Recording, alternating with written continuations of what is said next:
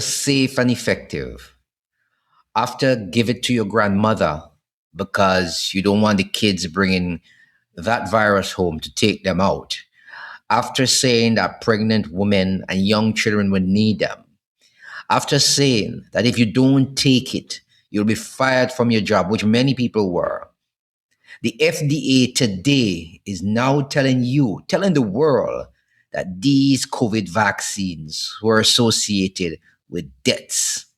Remember, everybody said that people were conspiracy theories. Remember, they were crazy. Their social media accounts were blocked. Facebook did a massive wave of just destroying people's social media accounts. YouTube blocked people from talking. But today, the same people are telling you after 5 years of death and destruction, and people haven't fallen yet, they're now telling you that they're going to put a black box warning on these COVID vaccines. You know what a black box warning actually means? It's to alert the public to the serious risk associated with a drug or medical device. Do you remember when people were telling you that these things were no good? Remember what they did to you? Remember what your governments were saying? It was misinformation and disinformation that we must deal with these people. Remember they were saying to you to stay 6 feet apart, and then Fauci ended up on Capitol Hill in a congressional hearing and said to you and I that that was not true. He made that up. Staying 6 feet away from anybody can prevent any virus. He said he made it up. After all of that, what happens now to the people who were fired? What happens to them? Do they get back their jobs with benefits intact? I see in New York, they're saying that you can come back to your work, but it appears that you're not going to get any back pay. You're just going to continue with the same pay that you were getting. In some of these Caribbean islands, I see even in Antigua, the Gaston administration is saying people are going to get back pay and all that kind of stuff.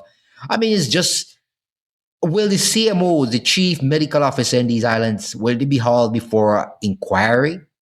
Because people knew of this information in 2021 and 2022, and still they were forcing you to take a vaccine.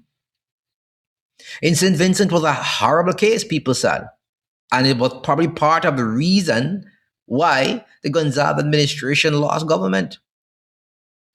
Including in these data, according to Offit, they said that they would like to see the autopsy data because many of them are showing severe damage to heart muscle, and that there are antibodies in the children's bloodstream against SARS-CoV-2 spike protein. This, he said, would indicate that the child was vaccinated and not naturally infected with the virus that caused it COVID-19. You see what is happening here? You see how these people were wicked to the children and they're coming again? Prepare yourself. You know, I told you about the surge in January to April. Prepare yourself. Now, the FDA to raise hurdles for COVID vaccines, faulting COVID shots for 10 kids' deaths. They're saying now that these children died after taking the vaccine. Remember, they was saying nobody died from it. People had all kind of problems before, and they had this and they had that. Remember all these things they were saying? The Food and Drug Administration intends to get tougher, they said, on vaccine approvals as top officials raised concerns about the risk of COVID vaccines for children. Children had absolutely no reason to take COVID vaccines because they said that the children were the least to catch COVID. And even if they catch the COVID, they get over it in a matter of days because these children are active. Their bodies are always roaming. But yet they wanted to force it down the throat of many children. And some parents wickedly took their children to be vaccinated.